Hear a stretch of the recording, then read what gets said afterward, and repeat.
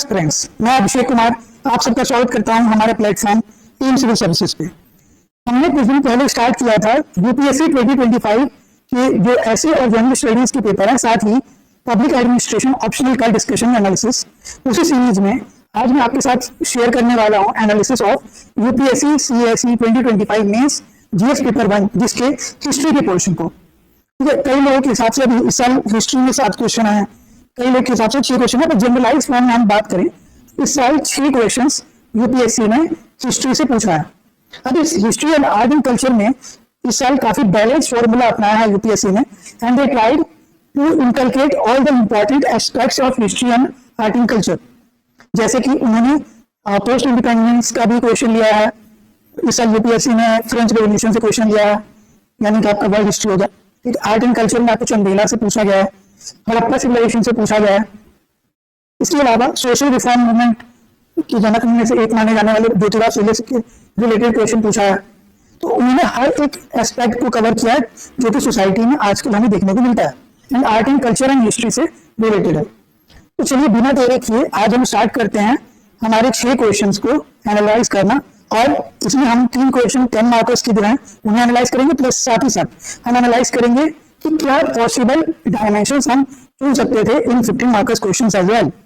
So there are 3 questions in 10 markers, there are 3 questions in 15 markers. So without further ado, we shall start. सबसे पहला जो question है, देखिए paper के through हम जानते हैं। सबसे पहला क्वेश्चन बोल रहा है कि discuss the salient feature of Harappan architecture. ठीक है, 150 वर्ड्स में लिखना है। अब इसमें आप अगर एक बार में देखेंगे तो इसमें आपको बहुत सारे एग्जांपल्स आपके दिमाग में तुरंत कौन देंगे। हो सकता है आपको बहुत सारे पॉइंटर्स भी मिले, पर एक्चुअली आपको बताना क्या है, फीचर्स बताने। तो फीचर्स ऑफ आर्किटेक्चर में आपको दोनों चीजों को देना होगा। ठीक है, इसमें आर्ट से जुड़े हुए चीजों को भी आपको थोड़ा बहुत पॉइंटर्स में इंकलकेट करना होगा। ठीक है, दो इसे क्वेश्चन ऑफ आर्किटेक्चर से पूछ रहा है, पर आपको इसके फीचर्स बताने के लिए कुछ एग्जाम्पल्स देने होंगे। तो चलिए इसको समझते हैं कि क्या क्या पॉइंटर्स हो सकते हैं, कौन से डायमेंशंस को हमें कवर करना होगा। तो जब हम बात करते हैं हड़प्पन आर्किटेक्चर की, तो बेसिकली आर्किटेक्चर में आपको दिखेगा जो पॉइंटर्स आपको याद रखने हैं वो है अर्बन प्लानिंग, ठीक है, बिल्डिंग मटेरियल्स, फिर बारी आती है रेसिडेंशियल आर्किटेक्चर की।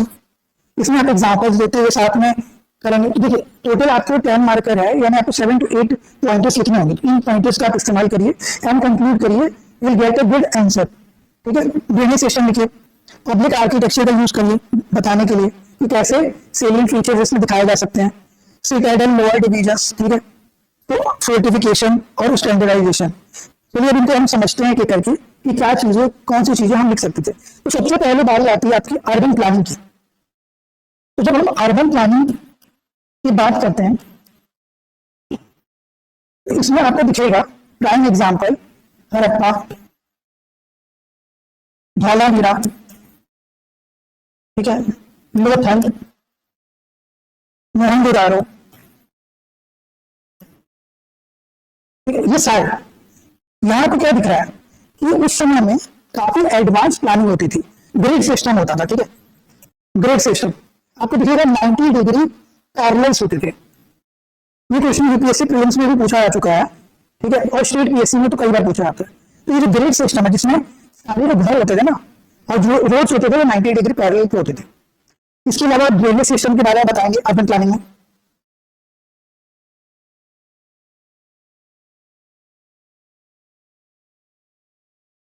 कैसे ड्रेनेज सिस्टम है, धौलावीरा के बारे में बताएंगे। ठीक है, इरिगेशन के बारे में आपको यूज करना हो, इरिगेशन बताइए। तो it will all cover the urban planning कि अर्बन प्लानिंग कैसे हो रहा है। इसी में आपको ये बताना होगा कि अब बिल्डिंग मटेरियल्स में क्या आएगा। तो बिल्डिंग मटेरियल्स में आपको दिखेगा कि बर्न्ड ब्रिक्स वगैरह यूज होते थे। ये बर्न्ड ब्रिक्स जो मजबूत होते थे। इसके अलावा रेसिडेंशियल आर्किटेक्चर की बात करें तो कालीबंगन में आपको दिखेंगे टाइल्स के फॉर्म में घर के अंदर टाइल्स वगैरह दिखेंगे। ठीक है, लैट्रिन्स दिखेंगे आपको। ठीक, उस समय के हिसाब से आप काफी एडवांस प्लानिंग होती थी, एडवांस रेसिडेंशियल आर्किटेक्चर होता था। ठीक है, ड्रेनेज सिस्टम का तो मैंने आपको बता ही दिया कि उसको अर्बन प्लानिंग से जोड़ा जा सकता था। कहाँ का एग्जाम्पल्स आपको देने होंगे, बहुत सारे एग्जाम्पल्स है, कालीबंगन है, लोथल है। लोथल में आपको दिखेगा कि डॉकयार्ड है, ठीक है, अर्बन प्लानिंग में डॉकयार्ड भी आएगा। ये सारे पॉइंट्स आपको अपने आंसर में जोड़ने होंगे। सिटाडेल और लोअर टाउन डिवीजन, अभी इसका फीचर क्या बचता है आपको पता चलेगा कि जो प्लानिंग होती थी वो बेसिकली दो अलग अलग ग्रुप्स में डिवाइड करके होती थी, एक अपर डिवीजन होता था, एक लोअर डिवीजन होता था। तो ये सिटाडेल है, ठीक है। सिटाडेल जो है अपर होता था, lower basically for common people. तो ये सिटाडेल बेसिकली माना जाता था कि ये पॉलिटिकल एक्टिविटीज के लिए ज्यादा यूज होता था, बड़े बड़े लोग वहां रहते थे, ब्यूरोक्रेट्स वगैरह रहते थे, ठीक है। उम्मीद कर रहा हूँ कि आपको समझ आ रहा है कौन कौन से पॉइंटर्स को किस तरह से एक्सप्लेन करना है। ठीक है, फोर्टिफिकेशन आपको दिखेगा कि जो बेसिकली जितने भी आपको धौलावीरा हो गया, ठीक है, हड़प्पा हो गया, मोहनजोदाड़ो हो गया, तो ये जो पूरा एरिया होता था जहां लोग रहते थे वो चारों तरफ से बाउंड्री से ढका होता था, ठीक है। तो बाउंड्री फोर्टिफिकेशन यानी बाउंड्री क्रिएट करना।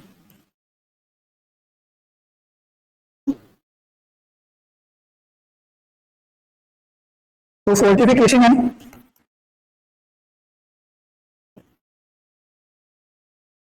बाउंड्री की बात करें हम।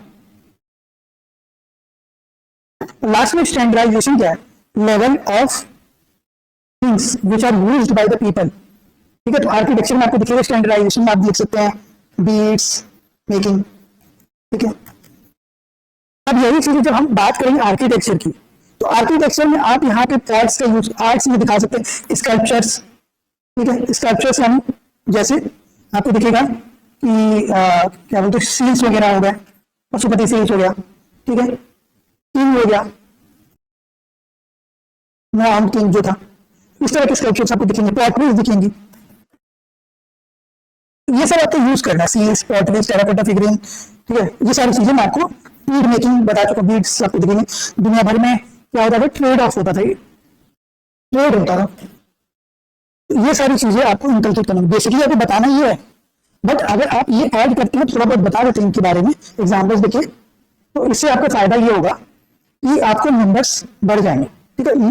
जो चेकर होगा उसको लगेगा कि आपने बहुत सारे डायमेंशन को कवर कर दिया है, और ये आपको पॉइंटर्स में ही, छोटे छोटे पॉइंटर्स में ही इसको मेंशन करना, ठीक है। तो ये था हमारा पहला क्वेश्चन जिसमें पूछा गया है कि हड़प्पन आर्किटेक्चर से जुड़ा हुआ फीचर्स। अब इसे फीचर्स क्या दिख रहा है आपको बेसिकली, कि भाई जो प्लानिंग हो रही है वो वेल प्लान्ड स्ट्रक्चर्स होते थे, ठीक है, लॉन्ग लास्टिंग स्ट्रक्चर्स होते थे, ठीक है, बंक ब्रिक्स का यूज हो रहा है।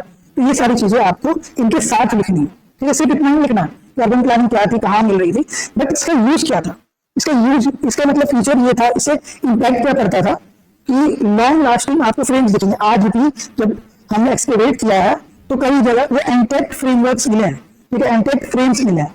तो कैसे मिल पाया, क्योंकि बहुत दूर दृष्टि थी, ठीक है, फार साइटेडनेस थी बनाते समय, तो फीचर में था, तो फार साइटेड थे। तो ये था हमारा basic premise to write the answer of this question. चलिए अगला क्वेश्चन देखते हैं, डायरेक्टली क्वेश्चन देखते हैं, क्वेश्चन पेपर में आपको दिखाई दिया था। अगला क्वेश्चन ये क्या पूछ रहा है कि आपको एग्जामिन करना है main aspect of Akbar's religious syncretism. तो बेसिकली जब इस प्रीमाइस को बताना चाह रहे हैं तो आप क्या दिखाना चाह रहे हैं, तो आपको कोर समझना होगा कि बेसिकली यहाँ पे आप बताना ये चाह रहे हैं कि बाकी जो इन्वेडर्स थे या बाकी जितने भी रूलर्स थे उनकी अपेक्षा अगर अकबर से कंपेयर किया है तो अकबर जो था वो काफी लिबरल था, ठीक है, तो मोर टुवर्ड्स लिबरल आइडिया था, ठीक है। बेसिकली इन तीन चीजों के थ्रू आप क्या बताना चाहते हैं, सबसे पहले तो आपको ये तीन चीजें बतानी होंगी, एस्पेक्ट, ठीक है। एस्पेक्ट में आपको तीन चीजें आएंगी, दीनी इलाही, ठीक है, बेसिकली दीनी इलाही 1582 की, इबादत खाना, ठीक है, और पॉलिसी ऑफ सुलेकुल। ये तीन आपको बेसिक इम्पैक्ट है, ये तीन चीजें हैं, aspect of religious syncretism of Akbar. इनका इम्पैक्ट आपको दिखेगा कि उसके अंदर हिंदू ट्रेडिशंस के लिए या अदर रिलीजन्स के लिए भी, अदर रिलीजन्स भी ले सकते हैं, उनके लिए भी रेस्पेक्ट था, बिकॉज आपको दिखेगा कि जिजिया हटाया था, एबॉलिश किया था, ठीक है। और इसके अलावा जो आपके आइडियाज थे अकबर के वो शो करते थे बाय इम्प्रोवाइजिंग और मेथड ऑफ फेडरल कैरेक्टर, ठीक है। इसका इम्पैक्ट यही था कि भाई वो सारे रिलीजन को साथ मिला के चलना चाहता था। तो इससे क्या होता था, उसका फायदा क्या होगा, उसका बेनिफिट क्या होगा। ठीक है, तो ये बेनिफिट भी आपको लिखना होगा। तो बेसिकली 3 चीजों पे आपको फोकस करना होगा, एस्पेक्ट, दूसरा इम्पैक्ट,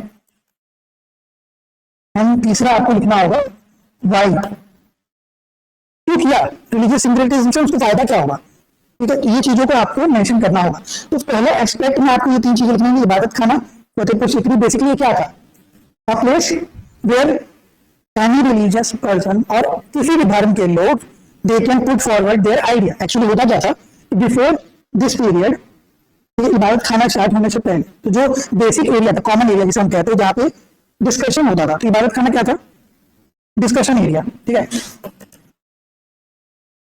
डिस्कशन एरिया। तो वहां पे होता क्या था कि जो पहले अकबर या उनके पहले के जो रूलर्स थे, उनके कोर्ट में जितने भी एक्सपर्ट्स होते थे, ज्यादातर क्या होता था, मुस्लिम वेंचर के होते थे। ठीक है, इस्लामिक होते थे, इस्लामिक स्कॉलर ज्यादा होते थे। तो होता क्या था कि अकबर को ना कई बार वो आइडिया इतना इम्पैक्टफुल नहीं लगता था, क्योंकि इससे जो कनेक्शन था, कनेक्टिविटी थी between the ruler and their people, ये बहुत कम होता था। आपने अगर वो अकबर मूवी देखी हुई, जोरा अकबर, तो उसमें आपको दिखता है जगह सीन जहाँ पे अकबर बीरबल के साथ, ठीक है, जाते हैं ऑन ग्राउंड रियलिटी चेक करने, जहाँ हमें पता चलता है कि दूसरे धर्म के लोगों को क्या देना होता था, टैक्स टू प्रे। ठीक है, उसे उन्होंने बाद में खत्म किया। ये किसी किया, सूर्य कुल से, पीस विद ऑल कहने के लिए था। तो इबादत खाना बेसिकली था डिस्कशन एरिया, जहां बाकी धर्मों के लोगों को भी बाद में अलाउ कर दिया गया।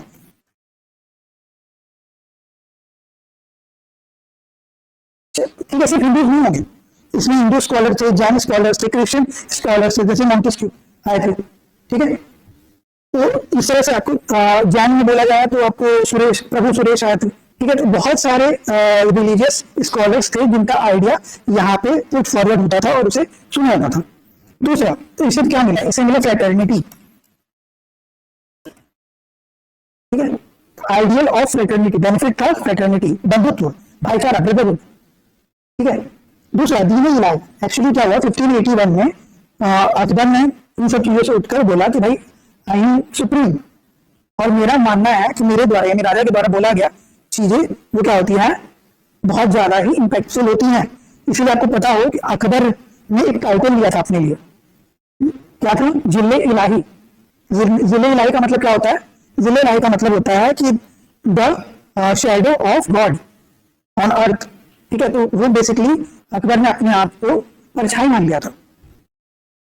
तो इसीलिए उन्होंने क्या किया, अपनी सुप्रीमेसी, अपना लोगों के अंदर क्या फ्रेटर्निटी बढ़ाने के लिए और बेसिकली इंक्लूसिवनेस बढ़ाने के लिए दीन इलाही नाम की एक नए रिलीजन का, रिलीजन बोलेंगे या एक फेथ बोलेंगे, उस फेथ का इंकल्केशन किया।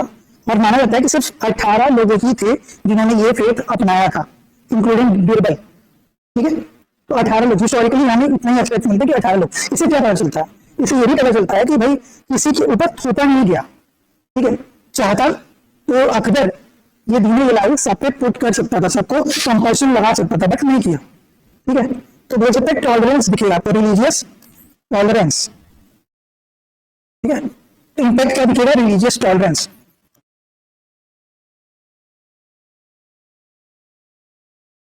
ये था आपका इम्पैक्ट। ठीक है, पैटर्निस्ट ऑफ डिफरेंट रिलीजन मैंने आपको बताया, तिलक लगाना स्टार्ट कर दिया था उन्होंने हिंदू धर्म के रिचुअल्स को मानते हुए। उन्होंने क्या किया था कि हिंदू राजपूत के साथ एक ट्रीटी साइन की थी, और क्या होता था कि मैरिज वगैरह करना हो गया या इस तरह की चीजें होती थी, तो वो इंटरफेथ होता था। इंटरफेथ होने से आपको क्या दिखेगा कि हर धर्म के लोगों का आइडिया यहाँ पे सुना जा रहा है, इनकलकेट किया जा रहा है, मिक्स किया जा रहा है, मिक्सिंग ऑफ डिफरेंट कल्चर हो जाता था। तो ये हो गया आपको डिफरेंट एस्पेक्ट। अब बारी आती है इसमें एक और चीज की कि भाई सिर्फ रिलीजियस नहीं होता था। ठीक है, रिलीजियस का इम्पैक्ट आपको दिखेगा आर्किटेक्चरल एंड कल्चरल सिंक्रोनिज्म, जिसमें इस्लामिक जो आपके आर्ट फॉर्म्स होते थे उनको हिंदू आर्ट फॉर्म से जोड़ के या दूसरे अदर आर्ट फॉर्म से जोड़ के बनाया जा रहा था। तो बेसिकली एक इंडो इस्लामिक आर्ट फॉर्म का उदय हो रहा था। ठीक है, Indo Islamic, Indo Islamic idea को प्रोपोगेट किया ऑफ आर्किटेक्चर। तो इससे दो different religion form, religious art forms क्या हुए, मर्ज। लास्ट में आपको दिखेगा एथिकल एंड स्पिरिचुअल एम्फेसिस। तो बेसिकली म्यूजिक को काफी ज्यादा यहाँ पे बढ़ावा मिला, जैसे सूफी म्यूजिक। ठीक है, सूफी म्यूजिक हो गया, इंडियन म्यूजिक, क्लासिकल म्यूजिक हो गए, तो इसको अकबर ने काफी पैट्रनेज दिया। आपको दिखेगा कि आर्ट फॉर्म्स ऑफ इंडिया काफी यूज हो रहा है। ठीक है, 9 रत्नों में से एक रत्न। आपका सवाल है आज का, जो लोग देख रहे हैं कमेंट बॉक्स में कमेंट करिए कि 9 रत्नों में से अकबर के कौन कौन से जो 9 रत्न थे उनके नाम अगर आप सबको पता है तो सारे कमेंट करिए, और वो किस डिसिप्लिन से जुड़े हुए थे ये भी आपको बताना है। ठीक है, ये था हमारा बेसिक प्रोस्पेक्ट ऑफ अकबर से रिलीजियस सिंक्रेटिज्म। अगला क्वेश्चन देखते हैं। ठीक है, तो ये सब आपको पता चल गया कि एस्पेक्ट क्या क्या है। तो 3 एस्पेक्ट हैं, दीन इलाही हो गया, सूल्य कुल्हा हो गया। ठीक है, इसको भी बता देते चलिए। पॉलिसी ऑफ सूल्य कुल क्या था? तो बेसिकली सूल्य कुल था जहाँ पे जिजिया एबॉलिश किया गया था। ठीक है, जहाँ पे क्या बोलते हैं, बेसिकली क्या बोला जा रहा था, हर रिलीजन को हम एम्पर करेंगे। तो बेसिकली जिजिया किया गया, उन्हें अलाउ किया गया कि वो हर अपने पिलग्रिमेज साइट्स पे विजिट कर सकते हैं विदाउट गिविंग एनी टैक्स। ठीक है, उस मूवी में भी वही चीज दिखाया है। ये है सूल्य कुल। ठीक है, ये था आपका बेसिक 3 एस्पेक्ट जिसको आपको मेंशन करना था। इसके इम्पैक्ट आपको दिखेंगे। इम्पैक्ट आपको दिख रहा है, रिलीजियस टॉलरेंस है, ठीक है, रिलीजियस एम्पैथी है, आपको दिखेगा कि इंटरमिंगलिंग ऑफ डिफरेंट कल्चर्स है। ये सारी चीजें इम्पैक्ट में आती हैं। अब ये क्यों किया गया? तो देखिए बहुत सारे रीजन हो सकते हैं, पर कुछ रीजन है पॉलिटिकल, ठीक है, सुप्रीमेसी एंड और क्यों करना चाहिए? अगर राजा कर रहा है ये सारी चीजें जबकि वो उस फेथ का भी नहीं है तो क्यों करेगा? एक तो पॉलिटिकल है कि भाई उसको अपना राज्य बचा के रखना है ना, अपनी पावर को कन्फाइन करना कि कोई और उसे ना छीने, लोगों के अंदर रिवोल्यूशन ना हो। और सुप्रीमेसी का एक तो आइडिया है, जैसे जिले इलाही मैंने बोला, जिले इलाही है, सुप्रीमेसी है ना भाई, वो चीज हो गया। इसके अलावा बेसिकली ब्रदरहुड, फ्रेटर्निटी, इनकी कॉन्सेप्ट को बढ़ावा देने के लिए। ये था हमारा basic idea of this question. चलिए अगला क्वेश्चन देखते हैं। अगला क्वेश्चन है 10 मार्कर का। इसमें पूछा जा रहा है कि the sculptors filled the Chandela art form with resilient vigour and breath of life elucidate. तो देखिए बेसिकली आपको सबसे पहले तो ये समझना होगा कि मेन इंपॉर्टेंट कीवर्ड्स क्या है। तो आपको बताना होगा resilient, vigour, breath of life. ठीक है, इनको समझते हुए सबसे पहले देखिए हिस्टोरिकल कॉन्सेप्ट कॉन्टेक्स्ट देखेंगे। ठीक है, हिस्टोरिकल कॉन्टेक्स्ट आप लिखेंगे आंसर में अपने। तो हिस्टोरिकल कॉन्टेक्स्ट आपको दिखेगा 10th सेंचुरी। ठीक है, 10th सेंचुरी के टाइम में चंदेला थे, टिल 12th सेंचुरी लिख सकते हैं आप, बट 10th सेंचुरी सीई से लेकर 12th सेंचुरी का टाइम पीरियड है। अब ये क्या है, राजपूत आइडियाज आप देखेंगे तो ये सब आपको बहुत ज्यादा दिखेगा, बहुत समय से यूपीएससी इनसे क्वेश्चन पूछ रहा है। ठीक है, सबसे इंपॉर्टेंट आपको जब भी चंदेला की बात आती है तो क्या याद आता है? सबसे पहला आइडिया आता है हमारे दिमाग में अबाउट खजुराहो। ठीक है, टेम्पल्स ऑफ खजुराहो। बट क्या वो जो टेम्पल्स हैं they are only about lust?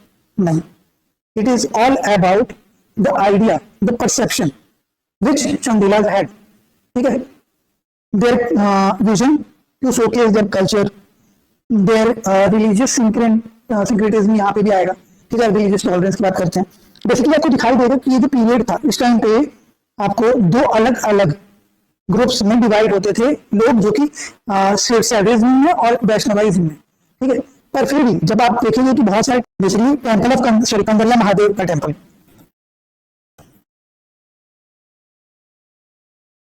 Kandariya Mahadev temple में आपको वैष्णवी आइडियाज या इमेजेस भी दिखाई देंगे। ठीक है, तो ये आपको हिस्टोरिकली पहले स्टार्ट करना कि इनका टाइम पीरियड, टाइम फ्रेम क्या था, कब से स्टार्ट हुआ, 10th सेंचुरी से लेकर 12th सेंचुरी सीई तक। ठीक है, यानी कि एडी बोल जाते हैं जिसे आप।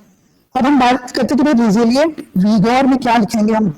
रेजिलिएंट विगर में हम लिखेंगे about dynamic energy and strength. ठीक है, कि जो स्कल्पचर्स होते थे वो डायनामिक होते थे। ठीक है, डायनामिज्म किया, डायनामिक नेचर ऑफ आर्किटेक्चर होता था, स्ट्रेंथ होता था। बेसिकली किसे ज्यादा इंस्पायर थे? तो दे वर इंस्पायर्ड बाय गुप्तास। ठीक है, अब गुप्ता से इंस्पायर थे तो बेसिकली कौन सा स्टाइल होगा? नागर स्टाइल। और कौन सा एरिया पे ज्यादा फोकस होता था? तो गुप्तास का जो ज्यादा फोकस होता था तो वो गांधारा और मथुरा आर्ट पे होता था। यानी है तो नगर स्टाइल, बट कंफाइंड एरिया की बात करें तो गुप्तास का था कौन सा? गांधार प्लस मथुरा। इन पर फोकस करते थे, तो आपको इसको लिखना होगा। ठीक है, तो ये तो हो गया आपका बेसिक प्रीमाइस ऑफ विगर का कि क्या क्या चीजें उनके अंडर में थी। ठीक है, जैसे इनके डायनामिक्स हम देखें तो यक्ष लक्ष्मी, अप्सरा, इन सब का इस्तेमाल होता था। यानी जो हम वेदों में पढ़ते थे उन सब का, या जो उपनिषदों में हम आइडियाज देखे हैं, यानी बेसिकली जो भी रिलीजियस टेक्स्ट हमने पहले देखा है उनको स्कल्पचर के थ्रू आगे पुट फॉरवर्ड करना, ये आइडिया था। ठीक है, एक सेकंड दीजिए। ठीक है, तो ये तो हो गया आपका रीडर का कि क्या आइडिया था, क्या विजन था। अब ब्रेथ ऑफ लाइफ क्यों था? ब्रेथ ऑफ लाइफ में क्या क्या लिख सकते हैं? तो डिवाइन आइडियाज होते थे। ठीक है, तो ब्रेथ ऑफ लाइफ में डिवाइन डिविनिटी था, मैंने बताया ना। वही इसमें सिर्फ और सिर्फ एक रिलीजियस आइडियोलॉजी पे फोकस नहीं था। क्या था ये? Intermingling of different religious ideologies, जैसे वैष्णविज्म एंड शैविज्म का मिक्सचर था। ये खजुराहो में भी बहुत सारे टेम्पल्स आपको, इसके अलावा आपको दिखाई देगा intermingling of Hindu and Jains, यानी जैन तीर्थंकर का भी इमेज आपको दिखाई दे रहा है खजुराहो के टेम्पल्स में, है ना। तो बेसिकली यहाँ पे हम ये नहीं बोल सकते हैं कि सिर्फ एक रिलीजन को या एक आइडियोलॉजी को ही ज्यादा फोकस कर रहा था। फिर बात आती है आर्टिस्टिक फ्यूचर की, फीचर्स की हम बात करें तो आर्टिस्टिक फ्यूचर में आएगा आपका फ्लूइडिटी ऑफ मूवमेंट की बात होती है। ठीक है, फ्लूइडिटी ऑफ मूवमेंट यानी ये जो डांस फॉर्म्स है, जो आर्ट फॉर्म्स है, उसमें आपको दिखेगा त्रिभंग मूवमेंट। ठीक है, आइडिया ऑफ टिंडलर्स, त्रिभंगा। ठीक है, इसके अलावा आपको दिखाई देगा इरोटिक, यहाँ पे आपको डिविनिटी के अलावा इरोटिक, ब्रेथ ऑफ लाइफ में आपको दिखेगा इरोटिक इमेजेस, ठीक, खजुराहो टेम्पल में। तो ये सारी चीजें आपको रेजिडेंट विगर दिखाएंगे। ब्रेथ ऑफ लाइफ में आपको दिखेगा त्रिभंग, मतलब बेसिकली फ्लूइडिटी ऑफ मूवमेंट, कि बहुत इजी मूवमेंट होता था। ठीक है, in the form of art. तो दूसरा इसके अलावा आपको दिखाई देगा कि डिटेल्ड ऑर्नामेंटेशंस होते थे, मतलब आपको दिखाई देगा कि जो भी फिगर्स देख रहे हैं जहाँ पे आपको आर्ट फॉर्म्स दिखाई दे रहा है सिंधेला में, उनमें आपको इमेजेस में बहुत ज्यादा ऑर्नामेंटेशन दिखाई देगा। ठीक है, ऑर्नामेंट्स दिखेंगे, इनका इस्तेमाल करिएगा। तो ये था आपका बेसिकली आर्टिस्टिक फीचर्स में आपको यही दिखाई देंगे कि भाई फ्लूइडिटी ऑफ मूवमेंट है, ऑर्नामेंट्स है। ब्रेथ ऑफ लाइफ में आपको दिखेगा कि भाई डिविनिटी है, इरोटिक इमेज है, लव है। ठीक है, फिर उसके अलावा आपको दिखेगा रिलीजियस टॉलरेंस है, ये सारी चीजें होगी। रेजिलिएंट विगर में आपको दिखाना बताना होगा तो आप बताइएगा कि डायनामिक स्ट्रक्चर है, स्ट्रेंथ था, ये सारी चीजें थी कि आज भी वो टेम्पल्स जो है बहुत अच्छी तरीके से चले। सबसे बड़ा प्राइम विगर का एग्जाम्पल क्या होगा भाई? वो कार्व कैसे होते थे? जो इमेज होते थे वो कार्व होते थे ऑन रॉक्स, ठीक है, चट्टानों पे। तो इतना मतलब बोल सकते दक्षता थी। तो ये दक्षता आपको दिखाई देगी डायनामिज्म के थ्रू, स्टैंडर्डाइजेशन के थ्रू, एक्सपर्टीज के थ्रू। तो ये था हमारा क्वेश्चन जिसको हमको ये समझ के इस तरह से लिखना था। ठीक है, चलिए अगला क्वेश्चन देखते हैं। अगला क्वेश्चन है कि आपको Mahatma Jyotirao Phule's writings and efforts of social reforms को टच करते हुए, ठीक है, issues of all sub classes यानी कि बेसिकली बोल सकते हैं हम मार्जिनलाइज सेक्शन। ठीक है, मार्जिनलाइज सेक्शंस को इन्होंने या तो मेन आपको हाईलाइटेड पॉइंट्स कौन से जो समझने होंगे। तो सबसे पहले तो राइटिंग्स, उसका दूसरा एफर्ट्स और इनका impact on society, impact on society आपको बताना होगा। ठीक है, तो बेसिकली आपको इन डायमेंशंस का इस्तेमाल करना होगा, जैसे वुमेन का। तो वुमेन में आपको दिखाई देगा डाउरी सिस्टम, उसको रोका गया। चाइल्ड मैरिज की बात हुई,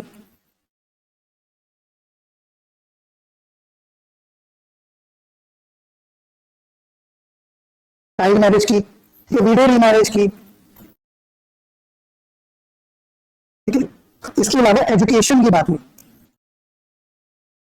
आपको पता हो तो भाई ये सावित्री बाई फुले के साथ मिलके इन्होंने पुणे में पहला वुमेन्स कॉलेज खोला था। ठीक है, स्कूल खोला था, सॉरी, कहाँ पे? पुणे में। ये चीज आपको मेंशन करनी होगी। इसके अलावा आप कैसे बता सकते हैं कि क्या क्या चीजें इन्होंने की हैं? तो सबसे पहले ये स्कूल 1848 में खुला पुणे में, ताकि एजुकेशन बढ़ सके। तो जहां पे वुमेन, शूद्र और सबको एडवोकेट किया गया, भाई यहाँ एजुकेशन जो एज ए प्राइम फोकस है वो सिर्फ वुमेन्स के साथ नहीं, दलितों के साथ भी हो। ठीक है, शूद्र, आपको याद हो तो इन्होंने एक राइटिंग लिखी है, किताब लिखी है गुलामगिरी। ठीक है, एंड इवन फुले ने अफ्रीकन जो रेसिज्म था या बोलते अपार्थाइड था उसको कंपेयर किया गया, वहां पे जो स्थिति थी डिप्रेस, वहां पे जो ऑपरेशन था उसको कंपेयर किया गया था यहाँ से, जहां ब्राह्मणिकल सोसाइटी के द्वारा किया जाने वाला अत्याचार ऑन दलित्स एंड शूद्रस। ठीक है, तो ये किताब गुलामगिरी में मेंशन है। इसके थ्रू इन्होंने इन पॉइंटर्स को रखा कि भाई इन्हें वही इक्वेलिटी मिले। तो इम्पैक्ट क्या मिलेगा, इनका एफर्ट्स क्या था, इक्वेलिटी के लिए, इक्वेलिटी के लिए, अपलिफ्टमेंट बोल सकते हैं, अपलिफ्टमेंट के लिए ये पॉइंटर्स आपका होगा।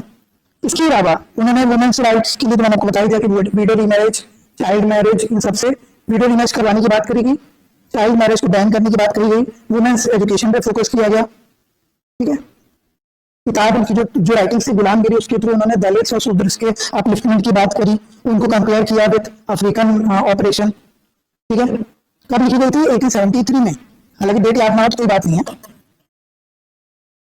ठीक है, चलेगा, 1873 अगर आपको याद नहीं है, लेकिन किताब याद होनी चाहिए, मतलब ये उनकी राइटिंग गुलामगिरी। इसके अलावा अपलिफ्टमेंट और शूद्रास के लिए इन्होंने क्या चालू किया, तो सत्य शोधक समाज, सत्य शोधक समाज के बारे में आपको मेंशन करना होगा। सत्य शोधक समाज की स्थापना कब हुई थी, तो ये भी 1873 में ही हुई थी।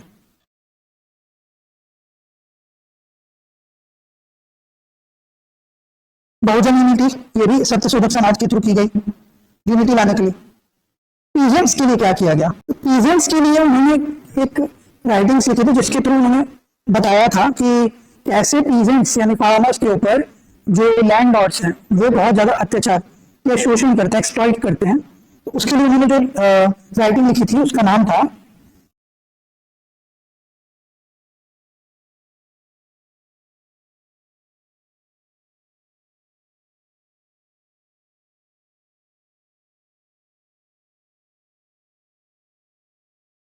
सत्यकार्याचा असुर।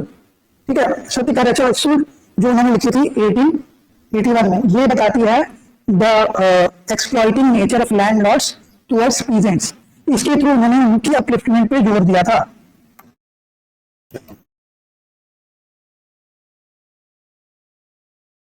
ठीक है, ये जो सारे पॉइंटर्स हैं ये हम कर सकते हैं। इसके अलावा रिलीजन रैशनैलिटी में उन्होंने बात कही थी कि जहां भी ब्राह्मणिकल सोसाइटीज की बात होती है,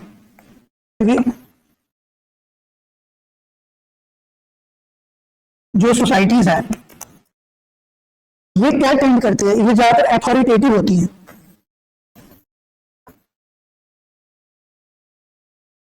ठीक है, अथॉरिटेटिव होती है, तो उनका बेसिकली कहना था कि इक्वालिटी या जो हम लिबरल थॉट सोचते हैं वो तभी आ सकता है जब लोगों को, जो मार्जिनलाइज सेक्शन है, उनको भी वैसा मौका मिले जैसा बाकी लोगों को मिल रहा।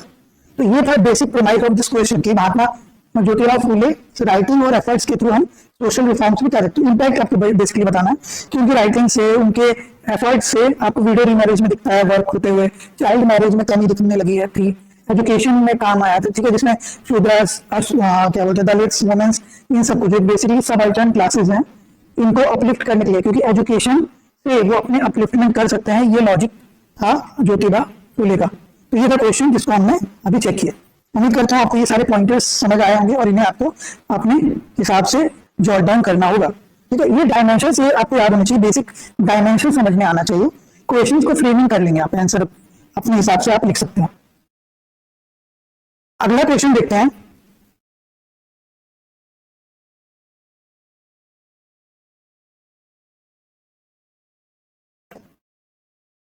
अगला क्वेश्चन बोल रहा है कि trace India's consolidation process during early phase of independence in term of polity, economy, education and international relation.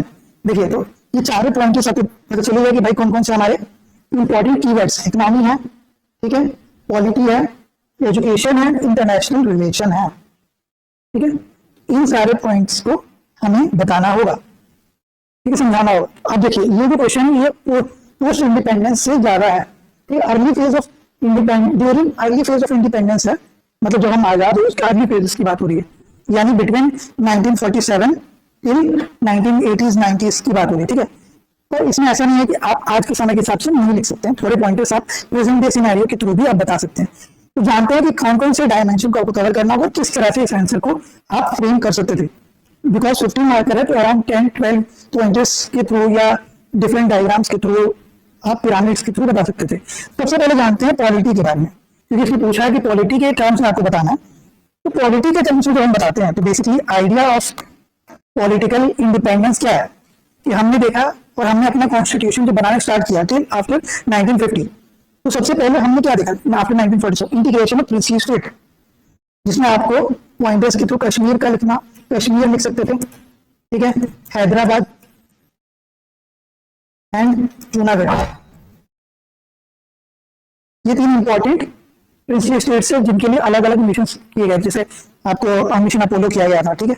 इस तरह का चीज आप उसमें इंटीग्रेट कर सकते थे। तो कैसे हैदराबाद को इनिशिएट किया गया, ये पॉइंट इसमें जोड़ा जा सकता था कि कश्मीर के लिए राजा हरि सिंह के साथ इंस्ट्रूमेंटल एक्सेशन किया गया, वो बताया जा सकता था। जूनागढ़ में प्लेबिसाइड किया गया, ये बताया जा सकता था। इसके बाद आता है एडॉप्शन ऑफ कॉन्स्टिट्यूशन 1950 में। बेसिकली हम बात कर रहे हैं कॉन्स्टिट्यूशनलिज्म के बारे में, कॉन्स्टिट्यूशनलिज्म के बारे में बात करना है आपको, यानी द बेसिक आइडियल्स जो हमने आफ्टर 1950 जोड़ा, ठीक है। तो बेसिकली कॉन्स्टिट्यूशन में हमने क्या क्या चीजें दी, राइट्स दिया, तो राइट्स मेंशन कर बताना था कि बेसिकली हमने विद एडॉप्शन ऑफ कॉन्स्टिट्यूशन क्या चीजें देखी, क्या हमें मिला। तो बेसिकली लोगों को राइट्स मिला, ठीक है, राइट्स मिला। इसके अलावा लोगों को क्या मिला, डेमोक्रेटिक सोसाइटी मिली, ठीक है। हालांकि इलेक्शन के साथ भी बोला जा सकता है, डेमोक्रेटाइजेशन हुआ हमारी सोसाइटी का। जनरल इलेक्शंस हुए 1951-52 में, जब हमने अपने कॉन्स्टिट्यूशंस को फॉलो करते हुए फर्स्ट इलेक्शन करवाए, और उस समय से हमने स्टार्ट किया द पोस्ट ऑफ प्रेसिडेंट, ठीक है। जो नॉमिनल हेड या रियल हेड हम बाद में बात करते हैं, बट जो आइडिया ऑफ पीपल्स चॉइस की बात होती है वो यहाँ से आई, ठीक है। तो पीपल्स चॉइस की तरफ हम बढ़े, ये बेसिक प्रीमाइस था in the consideration of political scenario, ठीक है। फिर आता है इकोनॉमिक के सिनेरियो में। शुरुआती समय में आपको दिखेगा कि हमारे यहाँ एग्रेरियन सोसाइटी था, तो एग्रेरियन रिफॉर्म्स आए, ठीक है, लैंड रिफॉर्म्स आए। उसके बाद आपको दिखेगा इंडस्ट्रियलाइजेशन, हैवी इंडस्ट्रियलाइजेशन हो। सेकंड 5 ईयर प्लान में जो प्लानिंग एरा था, उसके सेकंड 5 ईयर प्लान में हमने हैवी इंडस्ट्री पे फोकस किया, जो महालनोबिस प्लान भी बोलते हैं। प्लानिंग एरा आपको देखने को मिलेगा, जिसमें हमने यूएसएसआर का आइडिया जो कॉन्सेप्ट है उसको अपनाया, जिसके थ्रू हमने स्टार्ट किया 5 ईयर प्लान, यानी लॉन्ग टर्म पर्सपेक्टिव को हमने अपने ध्यान में रखते हुए कार्य करना स्टार्ट किया, काम करना स्टार्ट किया। एलपीजी रिफॉर्म्स, वैसे क्योंकि अर्ली स्टेज बोला तो ये आप लिखिए नहीं लिखे चलेगा, लेकिन लिखते हैं तो भी अच्छा बात है। एलपीजी रिफॉर्म्स 1990s में हुआ था, जिस समय से आपको दिखाई देगा कि जो इंडिया है उसकी जो आइडिया ऑफ कम्युनिज्म, बेसिकली हम सोशलिज्म कॉन्सेप्ट को समझते थे, वो सोशलिज्म कॉन्सेप्ट से बदल के हमने मार्केटाइजेशन पे फोकस करना स्टार्ट किया। तो ये थे इकोनॉमिक रिफॉर्म्स, जहाँ से हम बेसिकली बोल सकते थे ओपन मार्केट बनना स्टार्ट हुआ, ठीक है। इंटरनेशनल रिलेशन में आपको पता हो तो इंडिया ने नैम की स्थापना की, नॉन अलाइंड मूवमेंट, ठीक है। नॉन अलाइंड मूवमेंट क्यों किया गया, क्योंकि 2 गुटों में बट रही थी दुनिया in the cold war era, ठीक है। कोल्ड वॉर एरा के समय में जब यूएसएसआर वर्सेस यूएसए हो रहा था, 2 अलग ग्रुप्स में बट गया था दुनिया, तो उस समय में इंडिया ने नैम को स्थापित किया। इसके बाद पंचशील आपको देखने को मिलेगा, जब इंडिया और चाइना जो है दोस्ती करता है। फिर उसके बाद यूएन पार्टिसिपेशन, इंडिया यूएन में एक्टिवली पार्टिसिपेट करना चालू किया, अलग अलग मुद्दों पे अपना वोट डालना स्टार्ट किया, ठीक है, जनरल मीटिंग्स में जाना स्टार्ट किया। ये सारे पॉइंट्स आपको मेंशन करने होंगे। इसके बाद आता है बारी वॉर का, आपको पता चलेगा तो 1947 से जस्ट आफ्टर इंडिपेंडेंस हमने कई सारे वॉर्स लड़े, ठीक है। इवन आफ्टर पंचशील हम समझौता करके आए, उसके कुछ समय बाद ही हमारा इंडो चीना वॉर हुआ। उसी समय पाकिस्तान के साथ भी वॉर हुआ। तो हमने कई सारे, इसका आप यहाँ पे इकोनॉमिकल फॉर्मली बता सकते थे कि इससे इकोनॉमिकली हम बहुत ज्यादा डिवास्टेटेड हुए। तो ये सारी चीजें आपको अपने आंसर में इंकलकेट करनी होंगी। फिर बारी आती है एजुकेशन की। एजुकेशन जो बेसिकली था एजुकेशन फॉर ऑल, यानी यूनिवर्सलाइजेशन हुआ, यूनिवर्सल एजुकेशन किया गया, यानी हर किसी को मौका मिले पढ़ने का। तो ये आपको कहाँ से दिखेगा, पॉलिटी के थ्रू। पॉलिटी में हमने डाला कि education for 14 years of age compulsion हो जाएगा, यानी कि गवर्नमेंट ऑफ इंडिया या गवर्नमेंट ऑफ स्टेट्स को ये कंपल्सन होगा कि उन्हें हर एक को पढ़ाना है टिल एज ऑफ 6 to 14, ठीक है। हमारा जो राइट टू एजुकेशन है, ठीक? इसके अलावा इसमें एजुकेशन फॉर ऑल में बेसिकली हर ग्रुप को, मार्जिनलाइज सेक्शन हो, ठीक है, या अपर सेक्शन हो, सबको मौका मिलेगा पढ़ने का। जो पहले होता था कि बिफोर इंडिपेंडेंस क्या होता था कि जो एजुकेशन है वो कंसीडर होता था लग्जरियस, ठीक है। जो बड़े लोग होते थे, जो पैसे वाले लोग होते थे, ओहदे वाले होते थे, वो लोग पढ़ाई पे ज्यादा फोकस करते थे। फिर उसके बाद जेंडर बायसनेस को खत्म किया गया, आपको याद होगा स्कूल चले हम एक कैंपेन चला था, इसके अलावा सर्व शिक्षा अभियान एक कैंपेन चला था, सर्व शिक्षा अभियान यानी एजुकेशन फॉर ऑल यूनिवर्सलाइजेशन। इसके अलावा आपको दिखेगा मिड डे मील स्कीम, जिससे आप एजुकेशन में स्टूडेंट्स को और ग्रैब कर रहे हैं, उनको बुला रहे हैं, ज़्यादा से ज़्यादा बच्चों को पढ़ा पा रहे हैं। इसके अलावा जेंडर बैलेंस की बात हो रही है तो बेसिकली फीमेल्स को भी इंक्लूड करना स्टार्ट किया गया बहुत हैवी मात्रा में। जहां आपको ये नारा देखने को मिला था, फिर आपको देखने को मिलेगा ये नारा कि बेटी बचाओ बेटी पढ़ाओ, ठीक है। फिर आपको ये भी नारा देखने को मिला था कि भाई पढ़ेगा इंडिया तभी तो बढ़ेगा इंडिया। तो ये सारी चीजें जो है ना, ये बेसिकली एजुकेशन को पुट फॉरवर्ड करती है। हमारे आपके जो बेसिकली प्लानिंग एरा था उसमें भी एजुकेशन को फोकस किया गया, इंटीग्रेटेड कोर्सेज लाई गई, education policies I.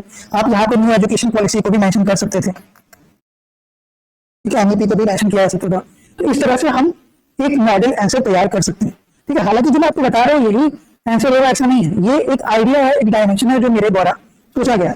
But in dimensions के थ्रू ही आपको समझना होगा कि क्या चीजें हम लिख सकते थे। आप अपने वर्ड्स में लिखिए बट डायमेंशन कवर करिए, मेरा मेन मोटिव यही है।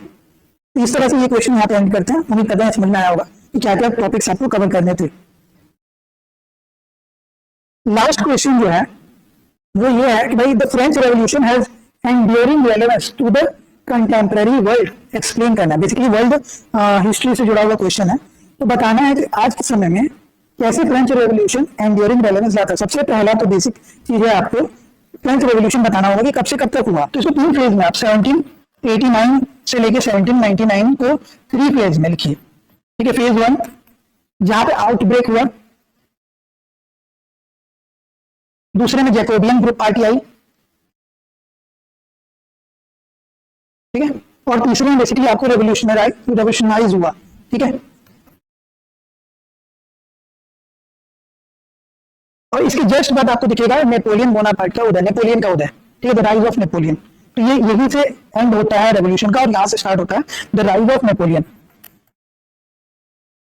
ठीक है, राइज ऑफ नेपोलियन। तो ये था हमारा बेसिक स्टार्टिंग प्रीमाइस, जहां से आपको आंसर को स्टार्ट करना होगा, ठीक है। जो आपका बेसिक इंट्रोडक्शन पार्ट है वो इसके थ्रू आप दे सकते हैं। अब बारी आती है कि पूछा जा रहा है फ्रेंच रेवोल्यूशन का असर क्या है। सबसे पहले तो कोर आइडिया क्या था फ्रेंच रेवोल्यूशन में? कोर आइडिया ये था कि लिबर्टी, इक्वलिटी एंड फ्रेटर्निटी हो लोगों में। तो ये चीजें हमें कहां से देखने को मिलती है? फ्रेंच रेवोल्यूशन, जिसे हमने हमारे अपने प्रीएम्बल में भी या हमारे अपने कॉन्स्टिट्यूशन में भी इंकलकेट किया है, ठीक है।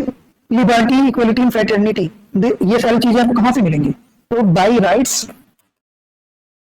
बाई डीपीएसपी, ठीक है, and even by fundamental duty, ठीक है। फंडामेंटल ड्यूटी के थ्रू भी ये चीजें मिलती हैं। समझ में आ रहा होगा? अगर जैसे नहीं आ रहा तो बता दूं। राइट्स से तो आप समझ सकते हैं कि राइट्स में लिबर्टी मिलता है, राइट्स में इक्वालिटी मिलता है, राइट्स में फ्रेटर्निटी मिलता है, डीपीएसपी के थ्रू ये चीजें बढ़ाने की बात होती है। बट फंडामेंटल ड्यूटी से कैसे? तो फंडामेंटल ड्यूटी से इस तरह से कि भाई अगर कोई इंसान अगर अपनी ड्यूटी प्रॉपरली निभा रहा है, ठीक है, तो वो चीजें अपने आप ऑटोमेटिकली राइट्स बन जाती हैं अदर्स की। तो डेफिनेशन अगर हम दें तो fundamental duties are those duty which when done properly tends to become rights for the others, ठीक है। तो ये इस कॉन्सेप्ट की तो ये चीजें कोर आइडिया था कि भाई हमको लिबर्टी मिली, इक्वलिटी, फ्रेटर्निटी, क्योंकि 3 ऑर्डर में बटा हुआ था, ठीक है।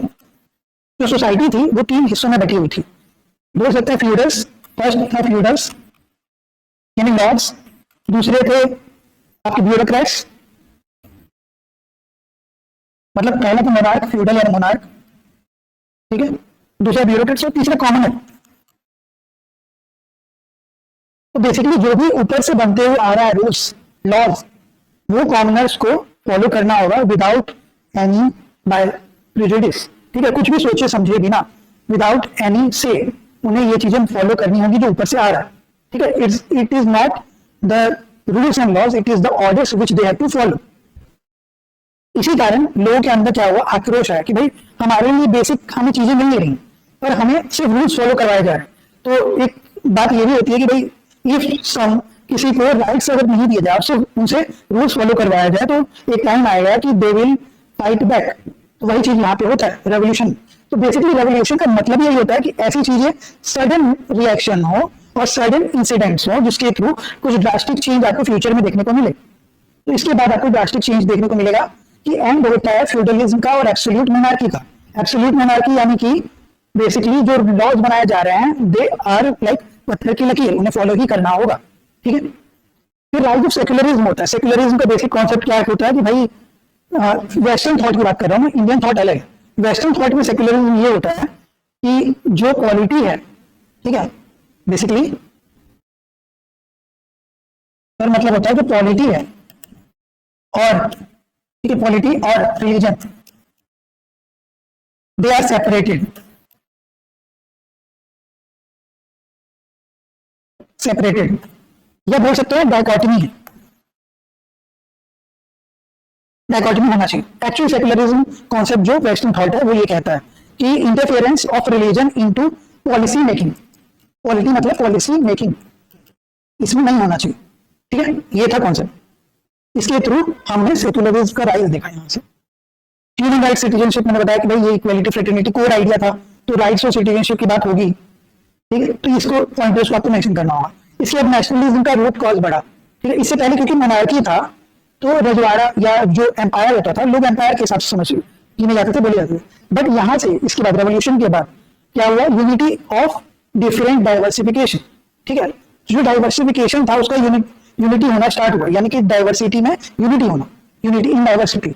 यहाँ से नेशनलिज्म हुआ, देशवाद बढ़ा, ठीक है, नेशनल स्टेट का कॉन्सेप्ट मिला, नेशन स्टेट होना चाहिए, ठीक है, यानी कि बेसिकली डेमोक्रेटाइजेशन होना चाहिए, यानी rule made by the people for the people concept वाला, ठीक है, bye the people for the people, ठीक है, ये कॉन्सेप्ट। सोशल जस्टिस होना चाहिए, इक्वालिटी यहीं से आएगी। जब सोसाइटी में जस्टिस होगा, मार्जिनलाइज सेक्शन को भी इक्वालिटी मिलेगी, उनको भी अपलिफ्टमेंट मिलेगा, तो ऑटोमेटिक है कि इक्वालिटी एंड फ्रेटर्निटी बढ़ेगा, ठीक है। इक्वालिटी बिफोर लॉ जब कॉन्सेप्ट यहाँ से आपको देखने को मिलेगा, आज के परिप्रेक्ष्य में हम बता रहे हैं। इंडिया में भी आप इंडियन लॉ के हिसाब से बता सकते हैं, कॉन्स्टिट्यूशन के हिसाब से बता सकते हैं, ठीक है। इसके अलावा आप यूएसए के कॉन्सेप्ट के हिसाब से बता सकते हैं कि यूएसए में राइट्स जो थे, हम उन्होंने एक्सक्लूसिव राइट्स बनाया, अलग से फंडामेंटल राइट्स के कॉन्सेप्ट दिए, पर जो एक्चुअल राइट्स का कॉन्सेप्ट था, मतलब पीपल के अंदर आ गया था कि हमें भी कुछ राइट्स मिलने चाहिए, वो इस फ्रेंच रेवोल्यूशन के थ्रू आ गया था। मैंने बताया कि डेमोक्रेटिक पार्टिसिपेशन बढ़ेगा, डेमोक्रेटाइजेशन होगा तो पीपल का bye the people for the people होगा, तो for the people bye the people हो रहा है। और लास्ट में आता है इकोनॉमिक रिफॉर्म्स देखने को मिलेंगे। इकोनॉमिक रिफॉर्म्स कैसे होंगे, जो फ्रेंडली होंगे पीपल के टुवर्ड्स, ठीक है, वहां के सिटीजन के टुवर्ड्स, तो सिटीजन सेंट्रिक या पीपल सेंट्रिक आप बोल सकते हैं रिफॉर्म्स देखने को मिलेंगे। सेम चीजें आपको इंडिया में भी देखने को मिली कि आफ्टर इंडिपेंडेंस जब हमने अपना कॉन्स्टिट्यूशन बनाया, तो इसके जस्ट पहले मैंने क्वेश्चन में बताया था आपको कि भाई पोस्ट इंडिपेंडेंस हमने इकोनॉमिक रिफॉर्म्स में एग्रेरियन रिफॉर्म्स किए, ठीक है, इकोनॉमिक रिफॉर्म्स में हमने प्लानिंग लाया, 5 ईयर प्लान लाया, यानी लॉन्ग टर्म पर्सपेक्टिव को भी सोचते हुए किया गया। ये सारी चीजें आप यहाँ पे ज्वाइन कर सकते थे, उनको इंटर रिलेट कर सकते थे, ठीक है। यूएसएसआर का कॉन्सेप्ट आप दे सकते थे कि डिसइंटीग्रेशन ऑफ यूएसएसआर इसी कारण हुआ, the idea of French revolution के कॉन्सेप्ट से कि भाई इकोनॉमिक रिफॉर्म्स लाना है तो यूएसएसआर का विघटन हो, देश अलग अलग काम करेंगे तो ज्यादा बेटर हो, एडमिनिस्ट्रेशन ज्यादा बेटर होता है।